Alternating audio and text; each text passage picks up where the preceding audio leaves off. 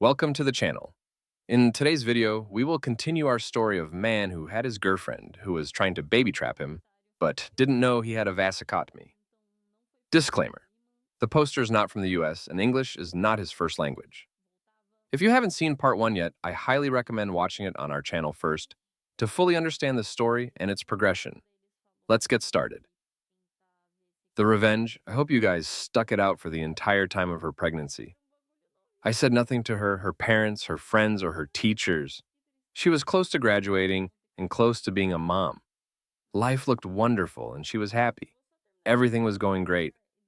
Well, I got an apartment and paid rent for it secretly. The place we lived was in her parents' name. Reason being, at any moment's notice, they wanted to be able to kick me out if I did anything to wrong their daughter. This turned out to be an amazing blessing. I then started selling my stuff to build up a baby fund, but was really moving them to my new place. She thought I was crazy when I sold my gaming rig, laptop, and Xbox. I said it's all for our baby. Now, this next part was risky, but I had no choice. I needed some help. I talked to the buddy who introduced me to her. Remember, Alana was his significant other's coworker when we met. They will be B and SO. B had left the company I worked for, so this would not negatively affect him in any way. I needed more information on Alana's part-time job so that I could truly get her SO was her boss, but was clueless to what Alana had done because she was great at keeping up appearances, not just to them, but to anyone she would meet. To this day, I kind of admire her ninja ability, but it's also why I have no regrets or guilt. I told them everything, showed them everything. B and SO were shocked, sad, and sorry for me, sorry for her, then effing furious with her. How dare she manipulate them like this? SO stated things going missing from the workplace, cash drawers short, but Alana was always covered some kind of way. She always had an alibi. She had been framing people and was just very careful and calculating in her plans. SO said she, in all honesty, never looked real hard at her either. Her facade had everyone fooled.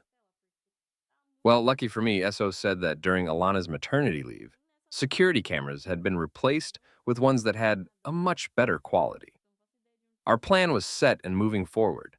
Then comes the week that she is due. She is wheeled into the hospital and stays for 3 nights before she gives birth to a baby boy.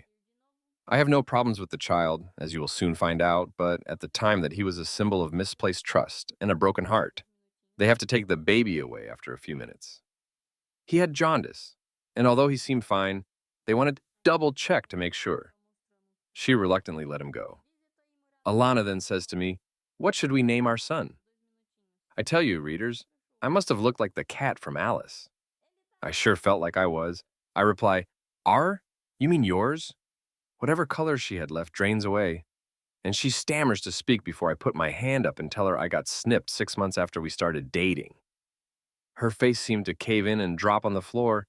I continue that, confirms to me that the baby is only your baby, not our baby, but yours and yours alone. Her response, tears. Nothing but tears. I told her that she was never to speak to me again and walked out. I told the medical staff that under no circumstances was my name to be on that certificate. I was a concerned former boyfriend that she cheated on, and she was a junkie. Lab reports on the cord blood unfortunately later showed this to be true, but the baby was fine. Smiley face. And that I was only here to make sure her baby was all right. I was not to be contacted, and if she says I'm her boyfriend, don't believe her. If I needed to prove that to them, I would. I left, packed my crap, and went to my new apartment. Pro-revenge. I know what you're thinking. That was not really that harsh at all. I didn't think so either. So I waited until she was back at home. I left my keys and $400 in an envelope at her place so that she had some money when she was out and also to bait her. I knew that she would either A, buy some more pills, B, try to sell her busted scooter, C, maybe get her crap together and fix herself, or D, cry to mommy. Work and school? I'll take A, B, and D for $400, Alex. That's right. She did all 3. Now I know at this point I'm okay on the work front. I'm also okay on the parent situation. The moment she was released, her parents picked her up because I wasn't there. She called them, complained, and told them everything. I was going to be thrown out, but what's this? I'm not there. She was probably upset she didn't get the joy of kicking me to the curb. Instead, there was an envelope for her with 400 and the keys. I don't know what went through her head, but not before long, she was already back into her normal routine. She must have thought I skipped town completely. Calling my work leads her to a, "He's not here." They were informed. Asking SO leads to B hasn't heard from him. She thought she was off the hook with one baby and nothing else. A while later, she gets fired. Security footage shows her manipulating drawers and framing other employees. She tells her parents it wasn't her. They believe her. Next, her school gets a big package from an anonymous source letting them know she was recently fired for stealing and drug use. Now, I'm not sure how she got through school and the hospital without the drugs in her system popping a red flag. I know they tested the cord blood from the baby, and I specifically stated she was a junkie. I never dug into it, probably should have. Her school has a zero tolerance policy against drug use. The package also contained the emails, as well as messages to and from buyers, sellers, and anyone else she did shady crap with. Did I mention that the hospital she worked at also got a package?